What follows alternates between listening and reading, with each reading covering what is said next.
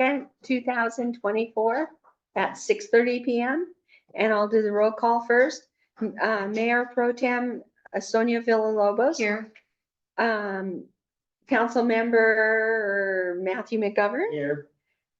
And Nick isn't here yet. And Mike McLeod. Here. And Sam Clinton. Here. Okay, if you would all rise for the Pledge of Allegiance, please. I pledge allegiance to the flag of the United States of America and to the republic for which it stands, one nation, under God, indivisible, with liberty and justice for all. And the Texas flag. Under the Texas flag, I pledge allegiance to Texas, one state, under God, one and indivisible. And then for the invocation. Dear Heavenly Father, thank you, Lord. Thank you for this beautiful city of Martindale. And Lord God, we just ask that you help us to govern, to keep it quaint and personable, and just all the nice people that are here, Lord God. We just ask for your hand on us and that we govern properly. Lord God, we also thank you for the rain. And we do ask for more with this drought that we've had for so long. We just really need lots of rain. Heavenly Father, we just thank you for the gift of salvation in Jesus' name. Amen. Amen. Mayor, when Nick texted me, he talked about it. Oh. All right. We have a public comment from Mary Beth. This coming Saturday is May 4th, Star Wars Day. Y'all understand that? May 4th. May the 4th be with you. Okay, the library is celebrating the occasion with a Luke Skywalker story and some other Star Wars stories. There's also a lightsaber duel and stormtrooper relay race. And I think that's going to be across the street. Our summer reading program received a $10,000 grant from Save the Children. And this to be used only for programs with the Lodge and the reading program. Two confirmed programs are Tiny Tales to You, that's a petting zoo, and also the Balloon Storyteller. And this year he's going to be telling the story of Pecosville. That should be interesting. Also, there's a possibility of singing along with a well-known singer here in Martindale. And also the Mermaid Society, this will be the third year that they've come. They read several books about the river, and they also bring books from the library, and they do special projects with the kids. Okay, summer reading begins June 1st and runs until July 31st. It's 11 to 12:30 in the library. There's also a bilingual component, and adults and kids can keep a reading log, and those with the greatest number of minutes will receive a prize at the end. And I know I signed up as an adult, but I forget to write down my minutes, so. I just forget. Okay, on another note, City of San Marcos City Council will vote on proposed annexation of 7.553 acres into the it's already in the San Marcos ETJ. They were annexed into the San Marcos city limits. This has to do with the smart terminal. Okay, this is next Tuesday on May the 7th, when they vote on this. They want to build a 4-lane road for truck traffic from 2-lane Loop 110 to 2-lane 1984. So you have 2-lane country roads and this big 4-lane truck road. Okay, eventually they will have another road that runs from 1984 across the Quail Run and then eventually over to 142. And where it enters 142 is real close to the Methodist Church. So again, lots of truck traffic. And if you will, it's up to you, can call, write, email San Marcos City Council members and ask them to vote no. The number's AN 24-03. And this is going to affect traffic out here horribly. And if they continue on with their roadways, it's going to be lots of noise. And again, the light pollution will be bad. And also, no telling what they'll do to the river. Okay, that's all I have. Thank you. Okay, last Saturday, we had the citywide cleanup, and Matthew and Dorothy Joe were there, as was Sam Clinton and Sean McDonald. We kind of had a small crew, but it really worked out. We have the Gary Job Corps people, there were 6 Gary Job Corps people that came with their handler, and they were actually a very big help. They really got involved there. That they really did, because since we had moved it to the rain day, we didn't have Mike and Nick. Big strong guys. First time I've missed one in years. I I had know. a planned vacation, I'm sorry. I apologize. And so did Nick, but we managed and we did pretty well. And then we came back here and had lunch, and then I went back to check to see if TDS had picked up the dumpsters. There they are. If we can make it a little bit smaller. Big picture. It is a big picture. And when I got over there, I saw that somebody had opened up one of the dumpsters and was dumping stuff in. So I called Chief Ward, and he went over and sat there all afternoon until about 5:30, until the last dumpster was picked up. And I'm happy that TDS was willing to work with us, because the week before they would have been picked up all by 1 o'clock. And that's the problem of the dumpsters not getting picked up, is that people keep bringing stuff. So, like I say, I'm happy that TDS worked with us, and they did get them all that afternoon.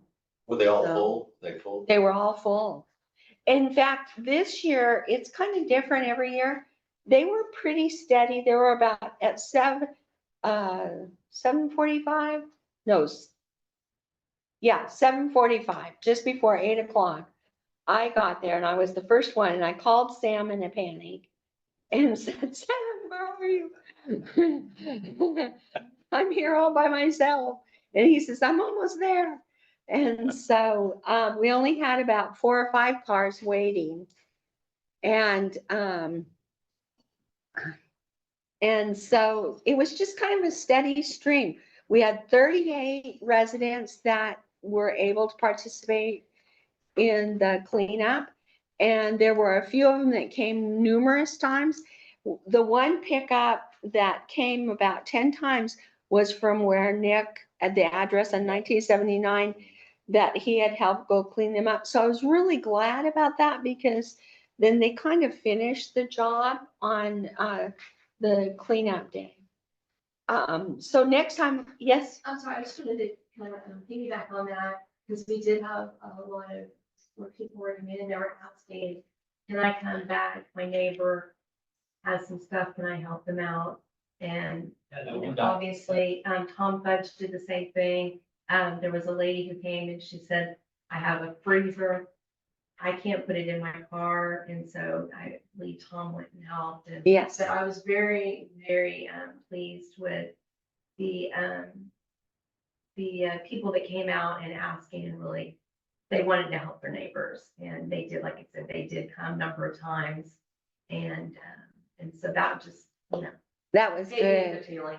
Yeah, and we did fill them up. We had 2 residents that were non-citizens of Martindale, but they were so close. One was from Spring River and the other one was from Sky Ridge. And we let them dump the first load that they had and said, okay, you're not actually in the city limits, you can't come back. But so I was real happy with the cleanup. I don't think I'll ever cancel again, though. It was a little touch and go whether or not we could get the dumpsters picked up. Okay, so yes, Yes, and it was a good plan as to, we first said no mattresses, but then we coordinated with Texas Disposal System for people to leave the mattresses, which we put in a separate dumpster. We may or may not charge for those. I don't know. That's, we'll get charged $25 each. okay. How many mattresses do we have? It was probably at least 10 or 12. We always do, and we've got, One guy had 4, One down on the Area. road. Yeah, so one guy had, yeah, four. We got one down the King, road here. queen, and- Uh-oh. We gotta pick up, we gotta. And then also we did separate out the metal, which I thought was smart, and the brush. And so we had a pretty big pile of metal, and then Tom Futch did take that away. And that was nice. He coordinated a lot. He hauled stuff from 1979 from here on Northwest Road. So I appreciate his help too, or you're coordinating with him to pick up stuff from people's homes if they couldn't bring it to the site. And it worked out well, yes. And he didn't charge us for doing that. He just did that as a neighbor. Oh, good. So Okay, that was good. okay, good. Thank you. And, okay, so we'll move on to the bicycle rodeo, and Sonia's organizing that. And so I updated the flyer that I had kind of just created as a draft. And then I put all of the like information, the date. It's gonna be from 10 to 12, but it may go a little bit longer, or we'll try to keep it within that time. From talking to the mayor and to other organizers, I'm thinking that possibly the road is gonna be closed with emergency vehicles for showcasing them. We will do that. Uh-huh, so the ESDs can bring their fire truck or their emergency response vehicle. Maybe Martindale could have their police vehicle out there. Maybe the fire department would want to showcase their vehicles. But that way the kids could kind of get up close and personal to them. And there's also just to put an emphasis on safety, people who are involved in safety and creating those community relationships. Along with the library, they're going to do a station like about safety and emergency personnel. And they're gonna give out some packets for kids that go in there. In this office, it'll be Judge DeLeon and her staff will be doing kid IDs. And last time they had Texas Parks and Wildlife, I think, here, but I don't know if they're gonna come this time. But Judge DeLeon is gonna kind of organize in here. And then we'll be out there and between the silos with the obstacle safety course. So it starts out first, like making sure that your helmet fits properly and how, making sure that it's on correctly. And then they'll check the tire pressure, making sure that the brakes are working, like a little safety check. And then we go through an obstacle course where there's some cones set out and they kind of drive through the cones and then they come to a stop, look both ways. So Adrian was instrumental in getting that obstacle course together, and we have all the equipment from the last one. And so then we finish it up through some bubbles, through a bubble machine. And once you're done, you can put your participation ticket for a drawing, and we'll have 4 bikes. And Sam just said that he has another bike, so that'll make 5 bikes. And what those bike will also do is, like, if somebody doesn't have a bike but would like to do the course and receive a helmet while supplies last, then they're more than welcome to use one of the bikes that are available. And we give those bikes away at the end of the event. And then were we still gonna do lemonade and hot dogs? Okay. And then the mayor last year was so gracious to organize the lemonade and the hot dogs. And so they were able to walk away with, some safety, some fun. Lunch. Yeah, it was amazing. And your husband cooked them. Yes. Will he do that again? Okay. And then, so yeah, if council members would like to volunteer, I mean, you're more than welcome to volunteer.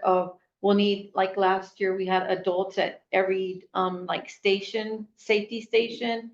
And they kind of go through start out here at the beginning of the silos, go to the end of the silos.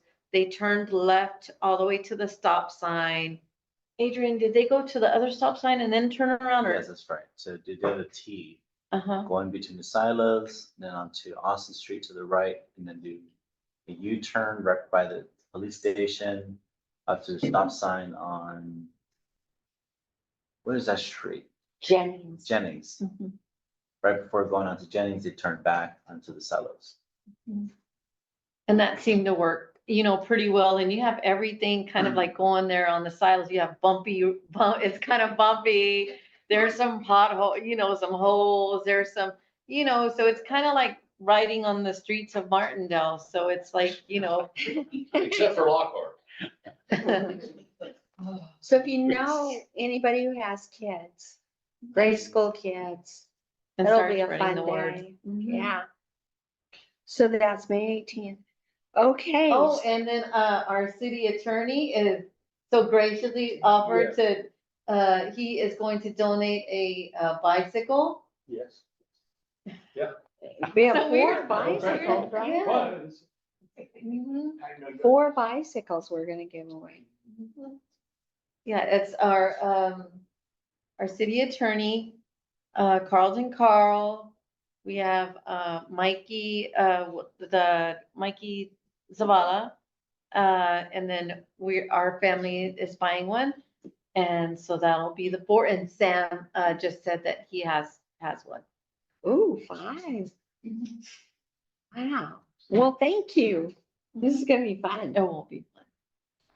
Okay, Jared's not here tonight, so Adrian is the acting city Right, so, administrator. Just filling in today. with All right. Carol. So as many of you may know, especially within internal operations, we're going through our IT update. We're switching over from our previous IT service provider, Versio, to HTS Data and Solutions and Data, I think it's her name. So everybody who's been using our current email system through Zimbra will now be on Outlook. A lot of our interfaces between our operations here is gonna look a lot different. Everybody's logins is the same. I know there's some interruptions of work this week. Licenses are getting transferred, new computers are rolling in. How this affects the public is very minimal, other than that, we should be seeing a cost saving now switching over to Versio, from Versio to HTS. And also want to let council know that if anybody needs help setting up their email, please see me after today's council meeting, and I'm more than happy to walk through the process of getting you enrolled in your new email address. But everybody will still be having the same first initial, last name at martindale.texas.gov. Other than that, that's it with the IT refresh. Had a question.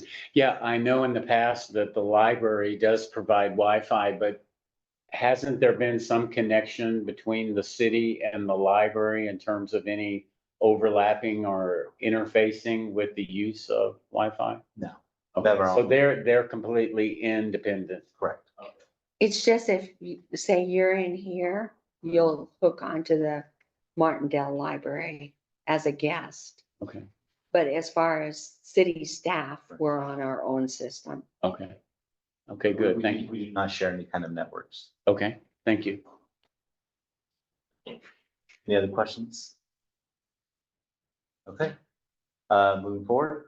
So we have also we're looking for a new maintenance operator for our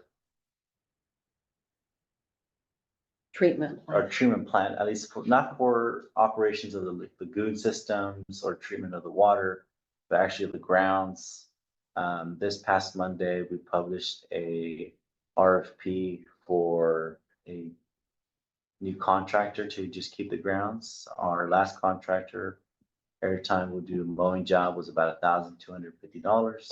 We're looking to get competitive and see if that price will change, or we get a consistent offer where an improved contract really, so that if we have to do this 4 times a year, that it's scheduled, or if he lets us know that the grass is too long, we have so many mows a year. But that's where we're at as far as updating our operations and our maintenance. for our wastewater system. And they'd also keep small trees down so they don't become big. That's been a problem in the past. We've shoved out about, I think, $7,000 in a overhaul of tree maintenance. It interferes with the job of heat and sun. And, we think that with this new RFP, we'll be able to cut down on some of those inefficiencies. So do you think if, as they cut it in the past, did they cut the trees down individually? Or do you know if they used a shredder and then they would cut it? Or was it always like mowed with a tractor? Or do you know anything about those details? Depends on the scale of the tree. Uh, It's tough to say. Sometimes they'll need to get some outside help, but it varies from situation. But we don't have any giant 100-year oaks out there. Yeah, it's just little sapling things, a bunch of them though. Right. As long as you cut it, as long as you cut them before they get too big. So that's one of the conditions that we put in our new RFP, that anything that seems to be growing as a tree, anything below or I believe 4 feet or something like that, gotta go. But thank you. All right, and now I do have some slides prepared on page 5 for our most recent vandalism at our city parks and what we're doing to address it. What day was that? What, Which instance? the vandalism? For which one? We have two We have two instances. incidents. Okay, two separate incidents. Oh, okay. Were So they, I'll go through it and I'll tell you some dates. How about that? was it weekends? No. No. So one that was a little bit under the radar was at Allen Bates. We did have someone out there tag the playground. And then we learned about the vandalism. You could sit slate too. You can stand up too. So we learned about the vandalism at phase 1 on Saturday. I believe Sam and I reported to the city. These are pictures taken by the police department and Sam, letting us know about the damages. What we did about Allen Bates is AJ's Lawn Care Service. They reported these damages to us. We asked them how much it would be to address these taggings. There's more pictures on Allen Bates. He charges about $100 to get rid of it. He got rid of those damages within the next day. As Just the far the graffiti you're talking about? the graffiti on the left, yes. As far as phase 1, Sam actually went out there and collected the material with some volunteer effort, was able to clean up the signs. So Do you have more Yes, we pictures? do. Okay. So on page 7, And just to let you know, I do have more of those little small metal signs. good. And I- I'm about to address a little bit how those small metal signs survived some of those damages. But I Now- have quite a few of them. These are all the damages that were reported to us from Allen Bates Park. So for cleaning up all this was about $100. At the next slide, there's, And that was our guys that are now our new maintenance right, company for doing that. But this was something we hadn't really thought about to put in the contract. Yeah. So it was extra. so, These gang, you think this is gang related? no, I think it's just juvenile behavior. We haven't, at least thankfully, not seen any kind of violent behavioral reports of threats or any suspicious activity in our city parks. As far as this playground equipment, I think it's just kids being kids, I'll put it that way. So that's cleared up. Now, as far as phase 1, which I think we should direct most of our attention to. These are the damages of phase 1. So some of the signs, I don't know if you can tell in the picture on the left, but the top sign is slightly bent. The signs on the right are clearly pushed in, spray painted. But something to keep in mind is that they did not vandalize the Tony signs. They only vandalized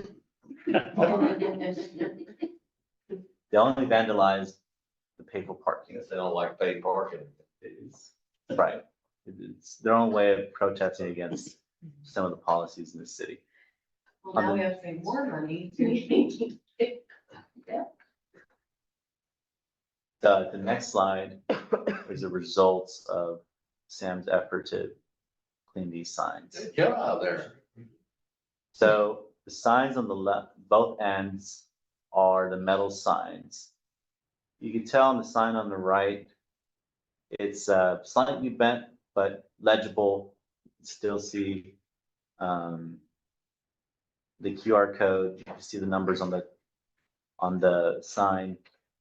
But the sign in the middle is made out of different material, not as durable as just metal signs. So you can kind of see, you zoom in onto the QR, where the QR code would be. It's a fluted corrugate, they call it. Fluted corrugate, Yeah, so it's just plastic. right, it's But we didn't put it, it's the same thing with moving because of the wind. It doesn't have, we didn't get a lot of support behind it. right, There's not a whole lot. You can put barrier over that and they're not expensive. Right. It's not worth, So on the next slide, I'm gonna go over our solutions and our approaches after, receiving these, having to deal with these situations. Clearly, we can't fix that. No. So we're gonna take down these signs of that plastic material, and go with a better alternative for visibility and, longevity. So on page 11, look at solutions. So for Allen Bates, we're just gonna continue relying on AJ's lawn care service to report any kind of activity that is worth reporting to the city. If it's another tagging, I guess we just have to deal with it. We do have ordinances against these kind of activities, but if you see any kind of actions that are destroying our community, then please call the 911 and report that to us. This happened at night, I guess. We don't know. We got those images on Saturday. Now, as far as all signage in all city parks, we're gonna get away from using those cartilage signs. So that if someone were to spray paint it and we had to fix it, it's better to just get a large metal sign. I was looking into what kind of material is protective against spray painting. On the next slide, there is a alu panel type of sign where it's durable against exterior paint and it's something that someone can easily wipe off with the same kind of material that Sam used. It should look identical to the quality it once was before being vandalized. So that's our next approach. It's gonna be about maybe $200 or $300, but it's something that we're gonna have in the long term. Hopefully we don't have to replace these signs anytime soon. It won't save us from the bending and the pushing and any kind of ripping apart these signs, but at least it'll save us from those quick. Those T-posts are pretty tough. Right. You really can't bend those T-posts. But yes, so that's our approach for dealing with any kind of future spray painting on our city parks. Is there any questions? I'll say one thing. So, what I did try first was acetone, which is nail polish remover, and that did work pretty good. Initially on the cardboardy, what are we calling those signs? it's just a corrugated plastic. Corrugated plastic sign, because you can see that it removed it, but then I got some varnish remover for the metal signs, that seemed to work, and then I drove to buy some called Citrus Clean, so it's more of a hand gel type consistency, and it sits on there for 30 minutes, and then it wipes off pretty good, and so the citrus gel stuff seemed to work pretty good, and so that is in the storage shed in the back. And it just took some elbow grease. But yes, I had to straighten one of the signs, remove it, straighten it, and then rebolt it back on the T-post. And then just as a quick side note, I will be installing more metal garbage cans. And then I think our volunteers force will be putting up the new rule signs soon. I'm looking motivated. If you guys didn't know, Mike and I are the sign installers. So thank We've you. been voluntold again. Cameras now. Is there any Excuse me? other? You know, cameras. No, no, we haven't. I did mention maybe in phase one that we could perhaps have some telephone pole, barricade type things with a chain, but the complication that exists with that is if you lock the park up at dusk, are we really gonna maybe have someone there in the morning to unlock the chain? So I think that would rise into more perhaps complications, but if this keeps happening, we may have to We look don't at. want to do that. I mean, what time does the police show? Law enforcement. That's not a consistent. Yeah. That's not a consistent. I mean, if they happen to have a wreck or be called out on something at 7, then they may not be there to unlock the The chain. towing guys have their own schedule. They fluctuate throughout the days. Can't you just step over that? Yeah. Yeah, but at least they couldn't drive in. Okay, And there you go. it's I a little think bit we need to difficult gain to some- access phase one, at least by foot. Right? Because you're getting off FM 1979. Imagine parking your car into that retention pond or that ditch right there on the side. And it's a little uncomfortable, but for now, we'll just see if any activity develops from there. I think if they continue, we ought to do some kind of Right. gate system. Why don't you, why wouldn't you just do a camera, so then you would know who they are? That's a good question, but will they steal the cameras? I mean, we talked to Tommy about We're gonna it. sneak them. They don't know. There you go. Is Yeah, there any it's other like- input from the council on this? Except I think eventually we need to have some kind of a gated type system, to keep the cars out.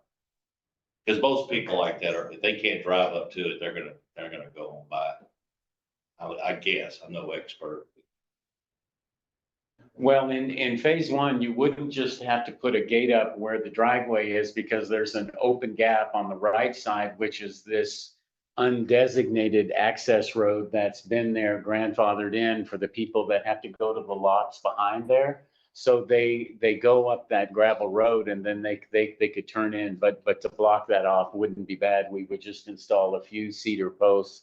So there is a way to discourage it, but as you're saying, Chief Ward may have You something got to some say input, Chief, on this? on phase one about, I mean, we can't really put a locking gate up because then you or someone would have to come there at 7 and dawn and dusk to unlock it. Right, now, so what I recommend on these is they have anti-graffiti film, that you can put that anti-graffiti film over them. You can buy it on, you can buy it at Home Depot or whatnot, and just, it's a covering, you can put it over it, and if someone sprays paint on it, you just wipe it off. Wow, okay. Now, Chief, do you think eventually would you think gates are effective? I think they are, but like I say, someone's gonna have to be responsible to go down there and shut it, and make sure all the cars are out of there. At whatever time we shut, 9 o'clock, we shut down. Do you have a problem with people being there after dark? No, we've had some people go in there like at nighttime. I got someone there a couple of weeks ago. Someone was just too tired to continue driving. They were in a van and said, hey, we couldn't find a place. And we just parked right here. They tried to pay, but it was after hours. They couldn't pay on the thing, but they paid in the mornings. So, had that, you just try to run them off, hey, but then I want to make them drive away when they're that tired and they've been traveling for where they. So in your professional opinion, we're not, right now, you don't think it's necessary to have a gate, to throw a gate system at this point? I don't think so. It is also worth mentioning, these signs have been up for what, 7 months? They've been up more? since, end of July, yeah. They've been up for a long time now. This is our first Yeah. This is nice. legitimate concern to have. I wouldn't put this as a top priority item as park security goes. Yep. But if we see a repeated behavior in the upturn season, then might expect some action items regarding these. To I mean, protect it's our obvious parks. it's obvious what their graffiti was in this particular instance. Yeah. They knocked out the 78602 and they knocked out the barcode. So really, if someone was to come there and tow their vehicle, if the tow truck company came there, they said, hey, I couldn't pay. Mm, Look at this. mhm. So if we can just stop that with, some graffiti film or put some where it's impossible to, I think that's a good idea, like graffiti film, make sure we coat them good, so that paint just didn't wipe off. Mhm. Good suggestion. Okay, Yeah. that falls under your purview. But you're the park expert. We install signs. What did y'all do? I maintain them, What even did so y'all do in California with this? Y'all have a problem like this in California? you would just be cleaning it off. Okay, all we're the getting time. off track. I'll keep it quiet. It's time to move on to the Time to next. move on to the next subject. Yes, Dorothy So Jo. one question, Sam, the stuff that you use for that work in Allen Bates Park on the rock climbing. I think it would, yes, Okay. because it's not as real toxic. You do have to wear gloves, but it's not like acetone or varnish remover or paint thinner. That, because it's not a contract, I don't know if y'all are planning on putting the contract with the landscape, but at least we could address that without. Okay. Yeah. Sorry, thank you. Thank you. Okay, we're gonna move on to the wastewater. Oh, yes, ma'am. I just wonder why, we're continuing to call that area phase one. Are we ever gonna have a name for it? Right Besides now, phase one? that is, the next agenda item for the Parks Advisory Board, is to reconsider the name and propose a. They're looking into it right now. Whoever wants us to give us a good donation, we'll put their name. But yes, that discussion is coming up within the next month or so. Okay. How much have a name that be? I don't need it. I don't want my name out there anyway. Okay, There's enough on the internet We about can me. call it Kanban Park or something, you know. However, And in the trash, there's the most cans. whoever wants to give the most money. How ironic. We'll put a bit there, we can have a placard that says, come and blab about microplastic. I like that. okay, let's move on to the wastewater report. It's at the end of everything else. How's everybody doing? Good. Good. We had no issues with the pump stations this month either. Is that apartment? Oh. No issues. No issues. Are they getting better? Seems that way. Huh? Seems that way. Good. We had no issues with the pump stations. We recirculated effluent out there for ponds, collected the monthly samples. And we also recorded all the inflow readings, calculated the flow. And we checked all the wiring on the panel boxes. And we have like 2.5 feet of a freeboard on the ponds. But I'm fixing up to start discharging some water out. So I'm just waiting for this weather to clear up. It's kind of damp. And also, we're just wondering if y'all have any updates on the grant, I guess, for the repairs. Yes, we'll be talking to you. Okay. Okay. I'll just wait on that. Okay. Then the pH has been pretty good. Yeah. It's been kind of cool. But it's when it's cloudy and stuff like that, the water gets a little bit saturated and stuff. So it maintains pH kind of low below 9. And we pumped about 1,291,050 gallons for the month. And we averaged about 43,035 gallons. And we, on the maximum side of the flow, the peak was 121,050. And also on the low side, it was like 29.7. It was a pretty quiet month. Good. So that's all, unless y'all have any questions for me. Is that sludge additive, is that really working well, that kind of breaks Yeah, down? I need to start putting it back in before it gets when it gets real hot. That's when it really works. It gets activated. That is really working well, you think it's been very effective? Yeah, it's almost like an enzyme. But you do it in the heat, Yeah. it gets really hot. Yeah, because it becomes real active. Hmm. Anything else, Adrian? Well, Thanks, Pete. Thank you. For that enzyme chemical that you put in, how often should we be doing it? Just like in the hot summer. Every hot summer? Yeah, because that's when it really, your bacteria is really active. So you think it's a good practice that we do this every summer then? Yeah. Is it a one-time application, like once per year? Yeah, probably like between, I want to say between June and August, those are your hottest part of it. Okay. Parts of the year. Do you think it's worth the money? It's very effective? Let me do a little more of an assessment, I guess, and I'll get back. Let us know next After I one. finish all this chemical, Okay, we'll take it from there. Okay. Pete. Thank you. Thank since you. that thing has never been cleaned, has it? Never, the sludge has never No. been moved. Yeah. See, I listen to you. Pay attention. All right. Watch a little bit, this hard. Yeah. I didn't say that. Well, yeah. I'm sorry, Mayor. Good night. It'd be- Thank you, thank you. Okay, we're gonna move on to new business. A maybe possible action to accept or deny the mini pitch program donation agreement. And we have the contract and so forth in here, and I'm gonna turn this over to Adrian to speak to. So I believe that council is briefed about the mini pitch. We passed a resolution a few months ago in support of receiving this grant. So we were made aware this past Monday that the city has been selected for this grant. Really? You know, it's a great achievement to get, you know, have a public amenity donated through the United States Soccer Foundation. And there's another group in there involved that's also, they're called the Musco Lighting for Sports Lighting. They put on this program to provide free soccer courts for communities.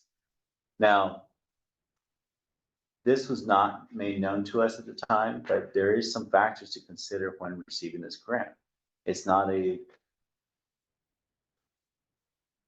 zero loss or 0-1 game. We have to contribute some resources to make this happen. What is that? So they require, actually, Jim, do you mind starting with the slides on about page 20? And I'll walk through the process and how we got here. One more page. One more.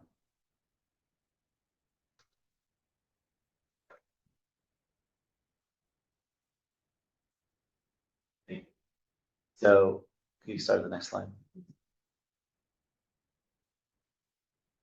Right, so the mini pitch program, led by the United States Soccer Foundation and the Musco Sports Lighting. They're the lighting organization, and they make their profit off this. So where we're thinking of putting this project is Hobson Ranch. That's where we last agreed on. It's the only space that we think that is viable and sustainable. Any other parkland or green space the city owns is in some form of regulatory floodway or floodplain. So getting away from putting a permanent and impermeable structure in those areas, we found that the Hobson Ranch green space / retention pond is the best space. There is a match component to this, and which I'll go in detail in a minute. The next slide is kind of where we're thinking of placing this soccer field, if you will, in this left corner of the green space. There's about 17,000 square feet. Now, this is a Google Earth estimate, but the most that we need is a 50 by 70 space, which is, what's the calculation on that? Like 3,500, something like that.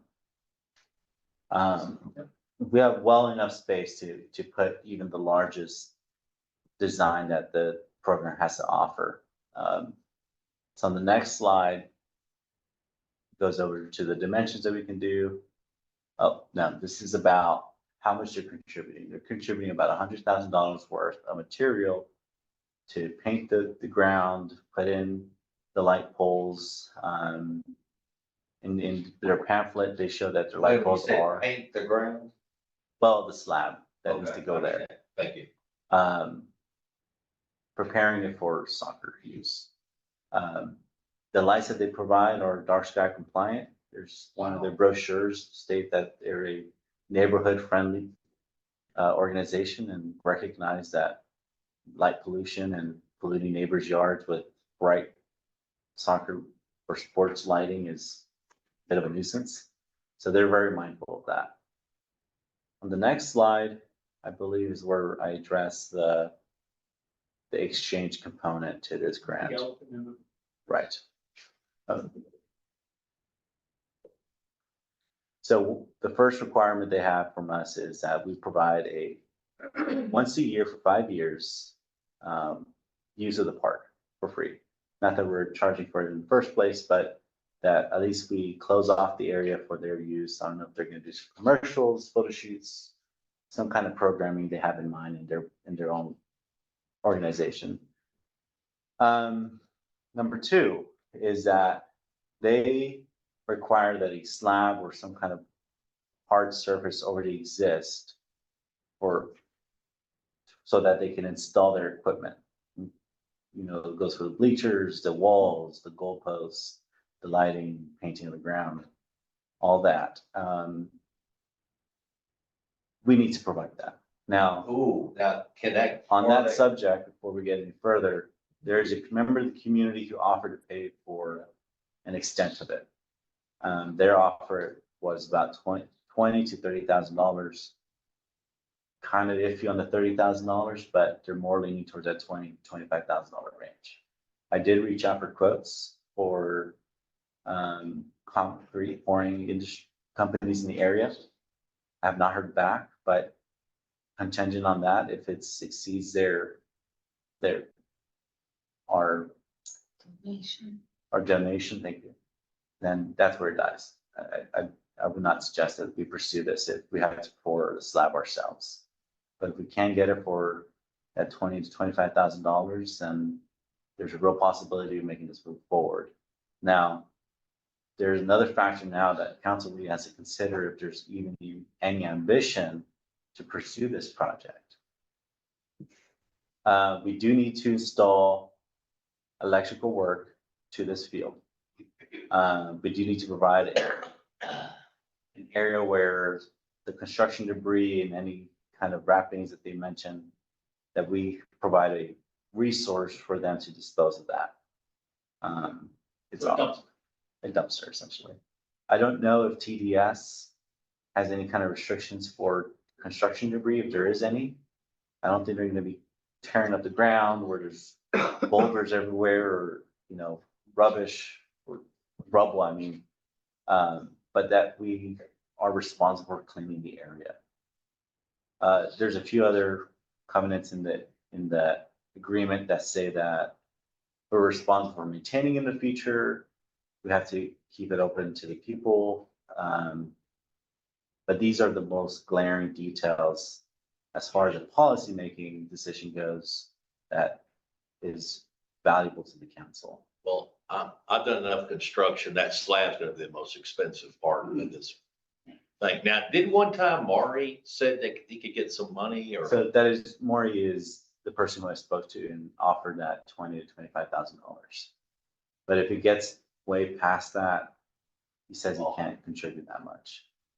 And we may want to table this tonight until the next meeting, just so we can get some more firm numbers. I would agree. I mean, the slab, you know, the slabs are expensive, very expensive. I'm planning to hear quotes back from those Electrical. construction groups, but again, like I said, if it gets to the $50,000, $80,000, then Well, if we can get some kind of private donations or something, somebody to pitch in or somebody to get, but again, it might be a good time to table it.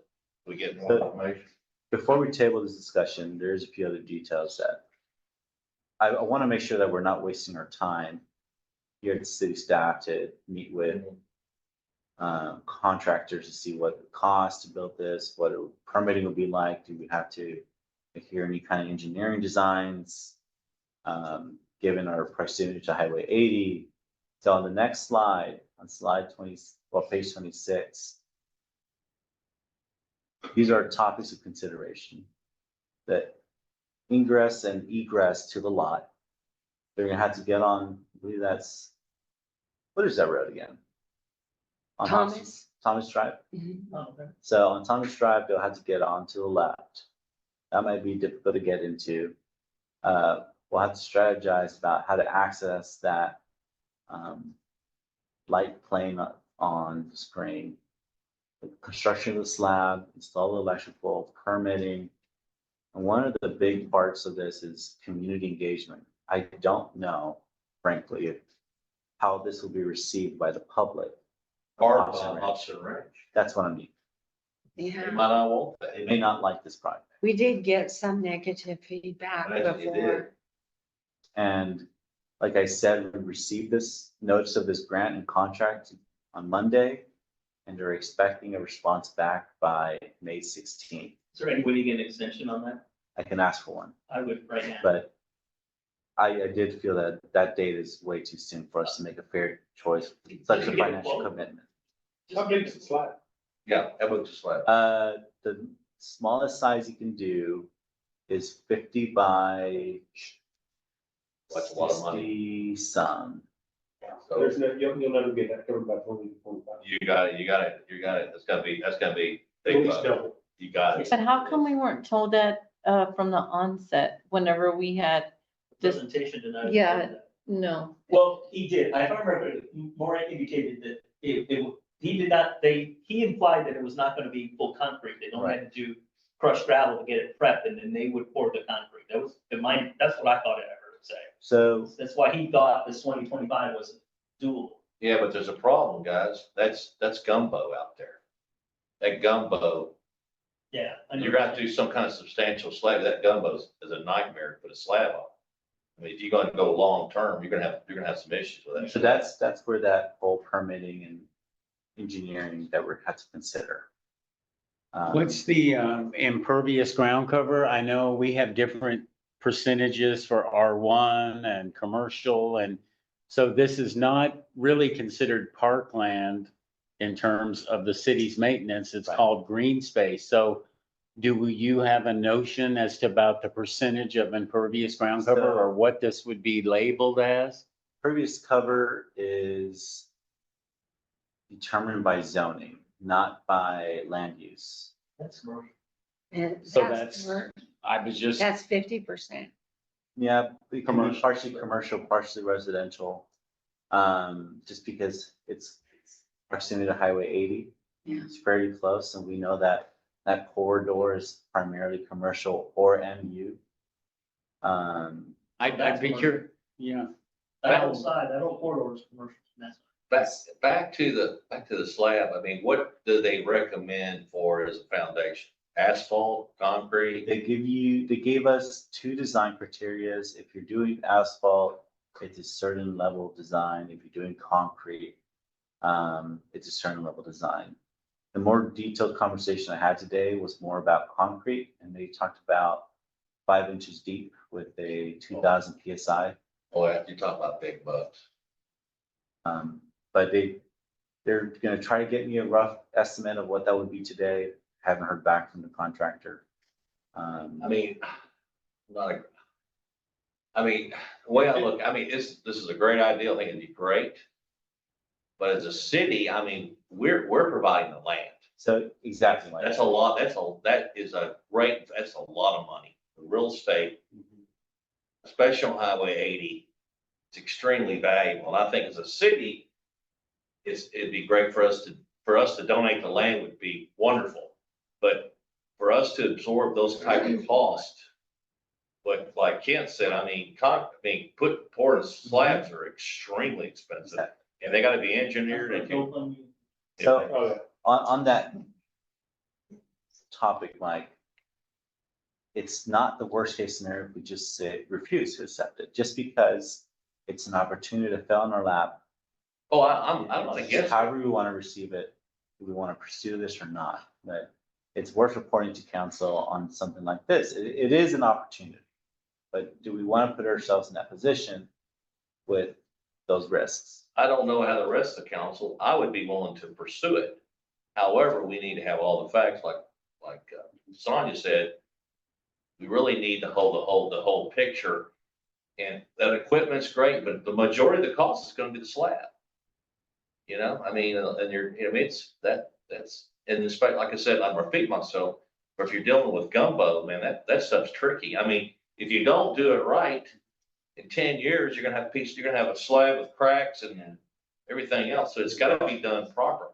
You're gonna have it anyways, so Texas. Yeah, you are. I mean, you can build them, but then you're talking about extra costs, rebar, piers, all that stuff. So, but. And then I would say you're gonna have to have a fence right there for the house Yeah. right there. Mhm. You're gonna have to have a sidewalk or a walkway that's gonna lead to the area right there. That's gonna incur another cost. Not only that, Exactly. with the engineering, services, that's gonna incur a cost as well. The ingress, the egress, and the design of being able to park there, the parking spaces, that's also.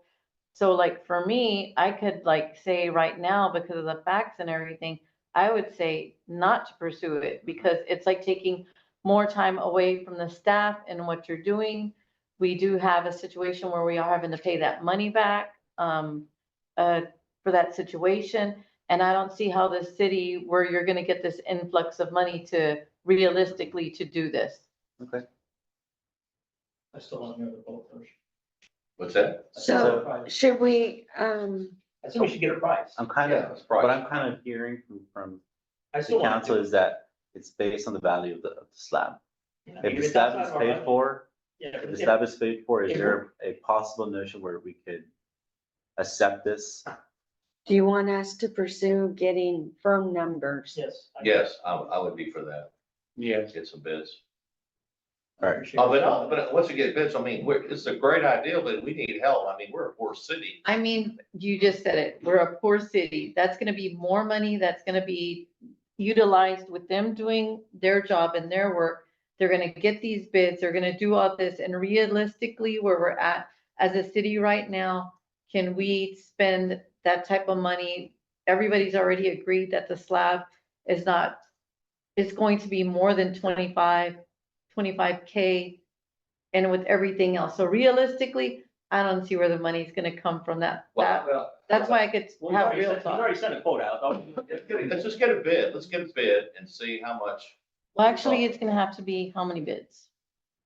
Since this is a donation, we're not spending public funds on that donation, But we So would be if- spending public funds on the concrete. not the company. No. Well, no, because you're not tripping the $50,000 Right. threshold for the cities. I mean, I guess it's a project, but I mean, look, if you're doing a 50 by 65 slab, if you get 25, city's gonna be spending at minimum on a good day, another 20. Hmm. Paying for the rest of that slab, and then you're also paying for the Electrical. electrical installation. I mean, so Parking you're, lot, you're, I mean, you're looking, 100,000. it's just, it's gonna Get the quote, be. send us the quote when you get it. You've already reached out to. Yeah, let's just get a bid. Let's get a bid and see what we got. And then maybe we can find, if we get more, if we get some donations or more additional grant money or something. I mean, personally, if we're gonna donate to land, that's a big chunk. I mean, that for me, Well, we're keeping the land, just. what I'm saying is, for this project, buys like our parks, we have the real estate. That's a big part of it. That's what we offer, and I think everything else needs to be contributions from. You know, But let's just. this could considerably be paid out of, and Sam, I hope you don't protest this, but this could be part of that Parks Special Revenue Fund. This is a recreational effort. It could go towards this as an advancement or extension to the Martindale Park system. As far as the electrical bill No, goes, all those, the permitting that comes with it, even if the slab is paid out. I think, let's get a bid on how much the cost of the slab, then we can discuss it further. I would say get a bid and a survey, because I've been hearing like about a bid, but what about the people who live in that area? That's a good point. So I think a survey is very important to also have, you could put it online and you could see what the people there want. Okay, so I'm gonna What not point? put you on the spot, Yeah, but you sure. live You there. live there. What do you think your neighborhood would think of having this? Go ahead, speak for everyone. I've had some neighbors say that it would be a great idea. I've had some neighbors say there would be too much traffic. there would be more kids, it would be noisy, there would be trash. I mean, so it's kind of divided. I haven't had anyone say absolutely not, and I haven't had anyone say, oh my gosh, I can't wait. So it's kind of divided. I think most people were worried about the lighting, they were worried about the noise and the trash and the traffic. That's what they were mainly Hmm. worried. Could you do, I mean, I think it'd be great if, we're tabling this, to have those people in that neighborhood that are affected to come in here and speak and hear their concerns. Okay, yeah, because I mean, I live right in front of Because, them. it's not, again, I don't live over there, so really, they need to have the input. And see, I think it's a city that should initiate that communication rather than us telling, hey, Terry, go root your neighbors up and go bring them down to City Hall. But really, it needs to be a cohesive effort amongst the community members and the city reaching out to that neighborhood to have a workshop when we do have the bids. I agree. Yeah. All right, Mayor, I'm sorry for. And then if you could report to us or see, I know the scenic corridor is along there and it is commercial zoning. And I have forgotten how wide that scenic corridor is, but do you have thoughts on if that specified rectangle there, would that be starting outside of the scenic corridor and not in commercial zoning? It would seem like it would be more realistic to have it in the multi-use zoning and further away from the highway. We don't own land there. So, Huh? Yeah. We don't own land. The city doesn't, this is where the city owns No, land. but we own the land in the front. I mean, we own the Oh, I land, see, and the scenic corridor runs in that green space by those trees. And so I forgot how wide the Its scenic corridor boundary. is. really is where this fence is, towards the back. We could push this further. The reason I put it out here was Parking or something. to get it as, not to interrupt the Good back door point. neighbor. That's a good point. It's gonna be a little, we can't do Why do you anything make that about for this. parking What about that anyways? house right there? But that could be, Yeah. I was I mean, thinking you're gonna about, have to use the whole thing, because you have to have places for people to park. parking could be down this way. But, That's all? Well, and along the front. well, yeah. if you look at the soccer field, There's not that many, yeah. it's not a grand soccer field. It's not a full soccer. Can I make It's another? actually the size of almost of a tennis court. Do you have anything in your computer about showing how wide the scenic, the commercial zoning is there? I could look up the ordinance real quick if you want me. Yeah, I think we should know based on the square footage that you told us about. Adrian, one more suggestion, since Maury was pitching this, maybe we should need to invite Maury when we have this. He's in London right He's out of now. the country right Oh, he'd have been here, okay, I didn't know that. Is there a reason why you decided that it wouldn't be good to put it where the other soccer field is? But it's in the flood, that's in the floodway. It's in the flood. You don't want. And plus, we're trying to reach out to other neighborhoods. Make them what seem like Well, I they're, was just thinking, if they don't want it there, like, that's not good practice, so. You could build it in a floodway. It's just, Oh, it's no, gonna no, take a no, lot more permit. No, we do not want to put that in the floodway. I don't think you No, I'd be could. against If you that. have the option not to, then No, that's a mistake. by the way, That water. What about some of your other properties that you haven't done anything with yet? There's nothing that big that's left. We've been through Yeah. that. There's a nice piece of land over by the post office over there. That would be nice. We don't own that. Well, Yeah, if they wanted we to don't- donate it. Laura, we've been through this, we had a discussion and we came up with that location because it's out of the floodway. That would be a great place for it, but I'm Okay. sure the landowners. No, Walter Group wouldn't want to go for that. but I could see what you're saying and what you mentioned about the maintenance and the garbage, that it would eventually probably have to be pulled into our park system to, Have we reached out to any of the new developers about them thinking about donating some land? it would if they had subdivide for us. I guess, no, we You got don't. talking about? Where I'm going at? people on 80 want to develop and come inside the city. Yeah, I mean, that's part of the subdivision practice anyways, in dedication of land. Yes, this would be perfect, but we're also operating under a tight window. My point about telling them Extension. the extension is almost necessity for us Mhm. because of the.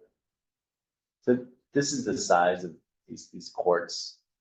It's the length of the width of 2 basketball courts, it looks like. It's not the largest court, but it's something. All right, so Sam needs to know about, How wide that is there, yeah. There's a bunch, they show you the different options on the side. yeah, I'll leave it in the options page and then I'll look it up here. See, that was a tennis court. Smaller than that. And they pay for the fencing? That's gonna be the slab though and the lighting. And then will there be a fence around the water that, Yeah, so that's actually Yeah, one of the they'll things I have was to be- talking about. another fence around the retention pond? Right, we don't want people to fall in there and build a pretty sturdy fence. Well, I agree, let's get more. Well, and it information. has to be a fence where water can go through, That's why we can't do it the floodway. right? So I agree, let's get some more information, put a slab the cost. Yeah, And Terry, if you could get, I mean, if we get to the next meeting, invite your neighbors to come down. All right, public comments. Huh? Yeah, they can email. it is a scenic Adrian. corridor ordinance. Or if we need to do a workshop, like Sonia said, bring them all down, it's their neighborhood, you know. Setbacks. I know I don't want to be involved, it's my neighborhood, so. I mean, you don't know, they might want a playground, they might want a walking track, they might want, something else that can be, Well, you can make these pickleball courts. Yeah. Pickleball. Does it say anything about parks in the scenic court or any? Yeah. Okay. One thing that we saw was that 50-foot with, yeah, it just had 50 feet that they talked about. I mean, I was just curious how wide it is anyway from 80 going inward. 20 foot. Escape me, Yeah, 50. All buildings, it doesn't really stay there. yeah. I'll ask you later. Oh, that's unrelated to this. All right, is there a motion to want for staff to pursue this or? is Make a this- motion for the staff to keep pursuing. Okay, we have a motion. Do we have a second? I second that motion. Okay, we have a motion and a second. Is there any more discussion? Okay, hearing Should none. we, should we specify like cost of the slab or No, because that's what he's gonna try and find out. keep it general? Okay. So we have no more of that community, was it action grant or the COVID grant, or there's nothing left No, that we there had to is. spend There by is some September? leftovers. So what we did is we put about a third of that fund into our utility fund and the 2/3 of it, the remainder into the general fund, calling it as lost revenue. Didn't we have about 180 left or? No, it's more like 90 or 80,000. Plus, some of that's getting dedicated a few thousand at a time as we're going forward. So, Well, if we still have that much left, that's a good start. So the yeah, bottom line, we're not gonna spend that much, but all you're gonna do is get a couple of bids, right? Bid, see whatever it Yeah. costs. Yeah, okay. And if you think that, if the council thinks that if the cost of the slab is met and we can take out on the cost about the electrical and some of the other planning components. Could we, at that point, bring in those neighborhoods to have a We can workshop? make an effort, but Maybe it should be a we workshop. have to meet down the middle of actually getting presence at that meeting. Now, I should bear in mind that this discussion will be held with the first new council. council. So councilman place 1 and 3 may be different. And also, we need to ensure that Maury is here in attendance to see who's Right. pushing this. Do we need his expertise and his input in this? when I spoke to him this morning, he wished he was here. Okay, we can make the next one. Timing of it. There you go. All the questions like that. Okay, Maybe one so, of you could contact the electric people, find out if they would. They are one of the best funding organizations. in Who this is? area. Lubana. Lubana. So. Kind of like additional grants or something, yeah. Talking to them about maybe, I don't know, whatever, donating the electricity that needs done. Or you know what, our good point, maybe you can find a contractor. It would, a foundation contractor would be willing to donate their time or something. Yeah, I mean, maybe. it's for a really popular cause. Yeah, I mean, like I said, the thing is, I think the first step is to get a cost. Yeah. And we can Jack do that. Eben was the one who built that whole neighborhood. Him and his company. And I go to church with him, so I could talk to him about His that. dad built my house. Yeah. Okay, we have a Alright. motion and a second. All those in favor of the staff pursuing, getting the figures, please say aye. I, Any opposed? Okay, so the motion carries. Okay, we're gonna move on to 3.2. And this is, we're coming back with the copier.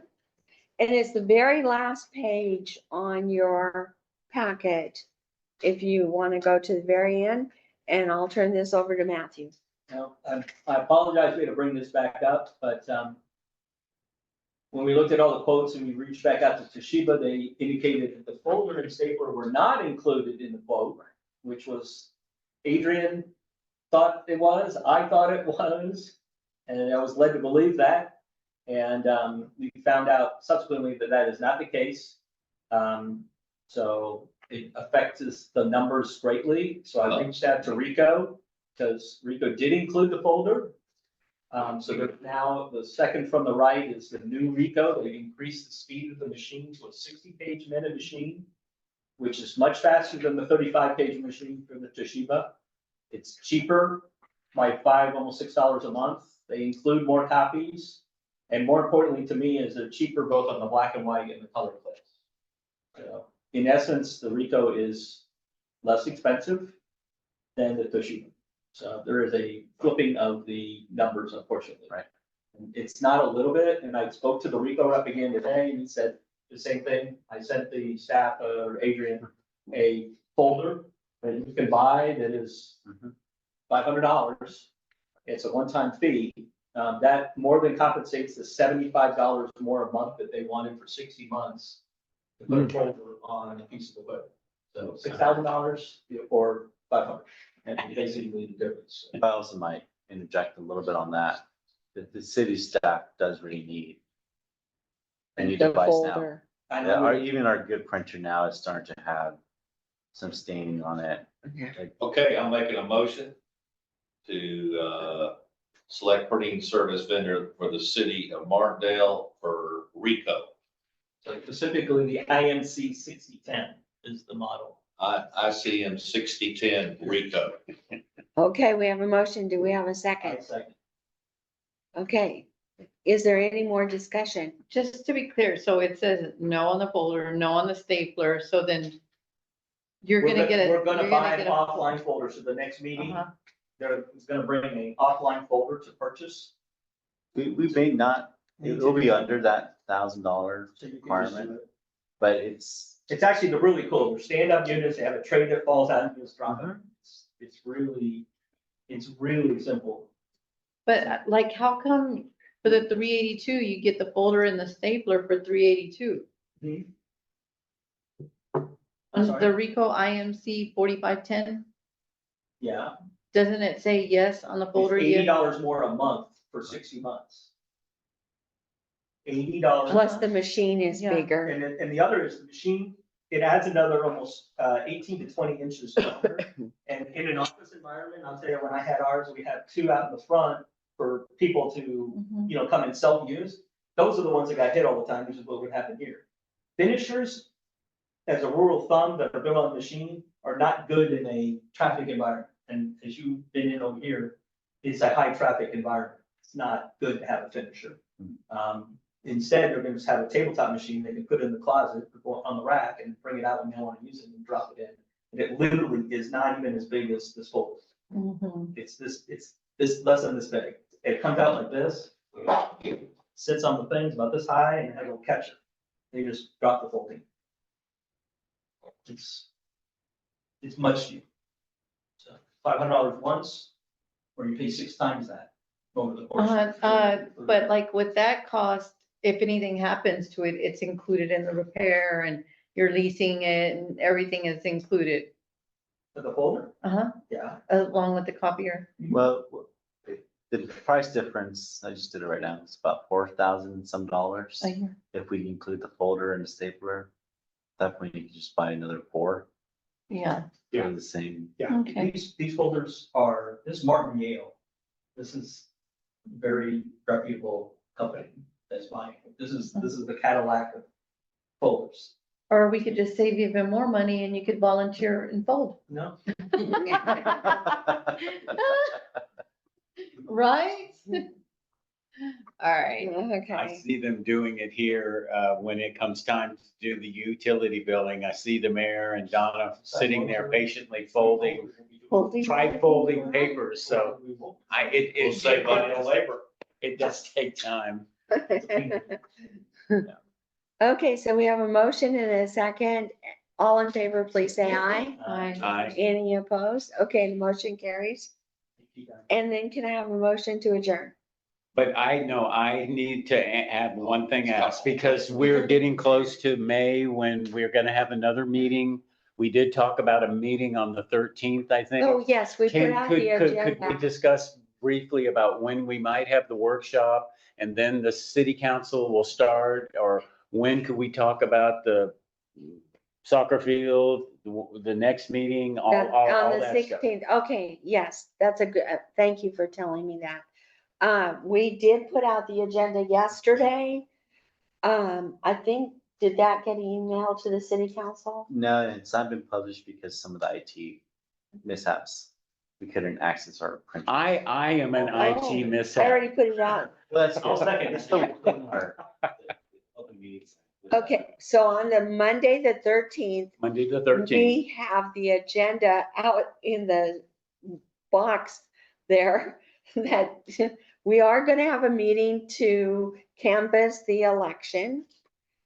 At that meeting, when you get the agenda, we will also elect a mayor pro tem and the planning and zoning chair and co-chair.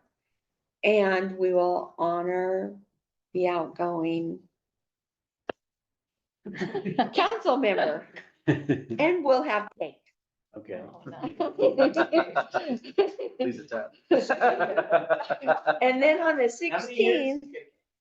16th, 8 years, it's been 8 years. So then what's your thought then on this workshop pertaining to the soccer field prior to when the first city, we would want to have it prior to the first new city council meeting in June? When's the first? Well, with the new next council? city council meeting will be the May the 16th, that same week. So we'll meet 16th. on Monday, the 13th. We Okay. have to have 4 people here and the attorney, because it's a special meeting.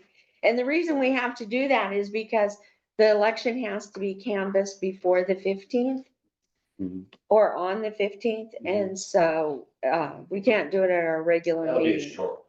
Okay, Yeah, and then so- the meeting's on the 16th, normal meeting, Normal regular meeting meeting. with either the returning or the new council members.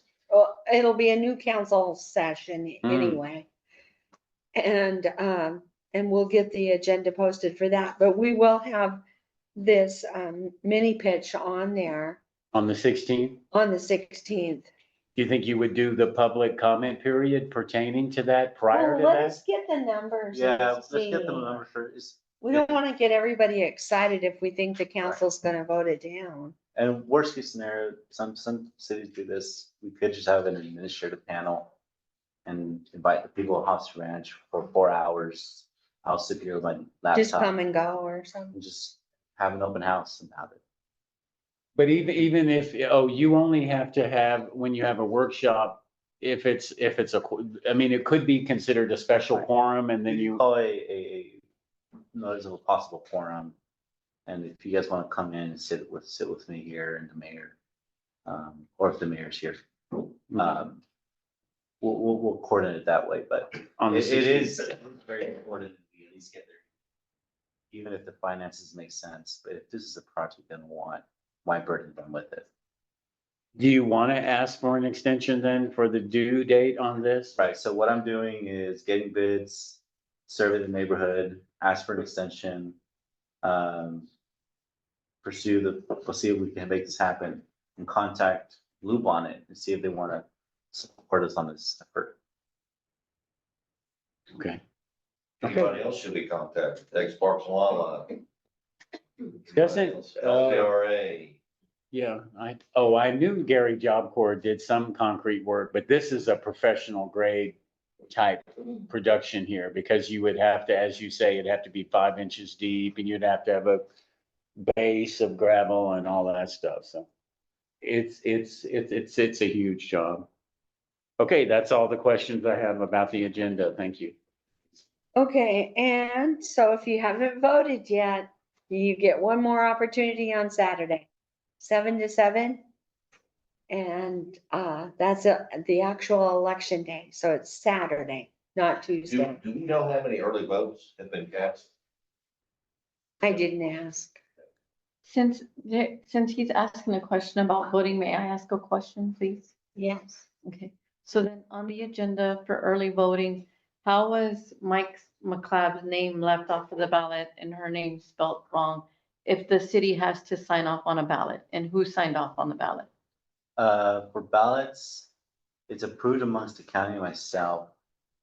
But As far as doesn't the city of naming- Martindale have to sign off on the sample ballot and send it back? No, we don't sign the ballots. The sample one? We approve it administratively between, the county and myself. Mm-hmm. But as far as the misspelling of the name on the ballot, that's a mishap on my part. But as far as the whole Mike McLeod situation, I think because of the technicality behind it, I probably shouldn't talk about it quite openly yet, Okay, if this is a public yeah, interest. I was just wondering what happened to his votes on that first day.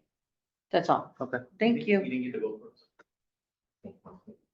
I was just wondering. It's what I would call an imminently fixable issue. Yeah, we fixed it. Good way to state it. Okay, can I have a motion to adjourn? Motion to adjourn 7:03. My second. And all in favor, please say aye. Go. Bye.